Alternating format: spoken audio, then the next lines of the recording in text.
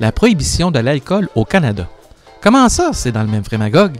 Au 19e siècle, il y avait surtout, du côté de la population anglophone du Canada, beaucoup de mouvements pour la tempérance, c'est-à-dire qui prônaient l'abstinence de la consommation de toute forme d'alcool.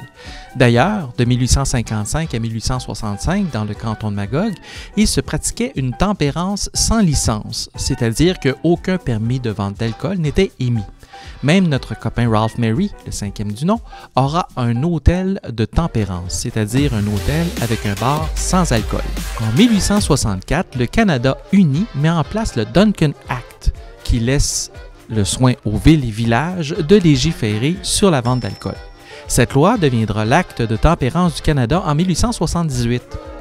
Une municipalité devait réunir une pétition signée par 25% de ses électeurs pour ensuite tenir un vote. Magog sera au régime sec pendant 11 mois en 1879. Et après, on limitera le nombre de permis de vente d'alcool à 2 dans le canton. Pour un certain temps, la consommation d'alcool était légale si elle était prise lors d'un repas à l'hôtel. On raconte que certains hôtels avaient leur sandwich au fromage qui faisait des allers-retours entre la table et la cuisine. Il finissait par moisir à force de ne jamais être mangé par les multiples buveurs qui le commandaient. La prohibition est à son paroxysme dans les comtés de Brome et Stansted dans les années 1880. Et à Georgeville, en 1885, on s'insurge puisque le gouvernement provincial ignore la loi du Dominion et émet pour 150 $ un permis de vente de boissons sur le vapeur Lady of the Lake. En 1898, le gouvernement de Wilfrid Laurier, le monsieur sur les 5 $, organise un référendum sur la prohibition.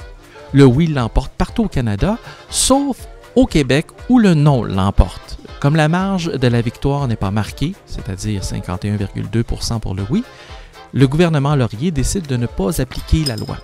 De toute façon, le pays est déjà pas mal au régime sec.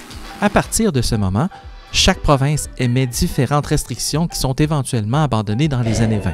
Par contre, nos voisins prennent les choses fortement au sérieux et à partir de 1920, la prohibition version Hollywood est mise sur pied pour le plus grand plaisir de nos inventifs trafiquants locaux. Un trafiquant d'Airsliff installait une espèce d'entonnoir devant ses tonneaux et les traînait avec sa chaloupe. S'il se faisait courir après par des agents, il coupait tout simplement la corde. Parlant de corde, pour passer des bouteilles en train à la frontière, des petits génies attachaient leurs bouteilles par le goulot et les faisaient pendre à l'extérieur du wagon quand les douaniers passaient pour vérifier. La prohibition a vu apparaître les linehouse, des bâtiments construits à cheval sur la frontière pour déjouer les lois des deux pays. La prohibition aux États-Unis se terminera en 1933. De notre côté de la frontière, elle prendra la forme d'une commission des liqueurs dès 1921. Je vous laisse avec cette parole de mon grand-père. Dans les petits pots, les meilleurs onguents. Dans les tonneaux, le meilleur rhum blanc.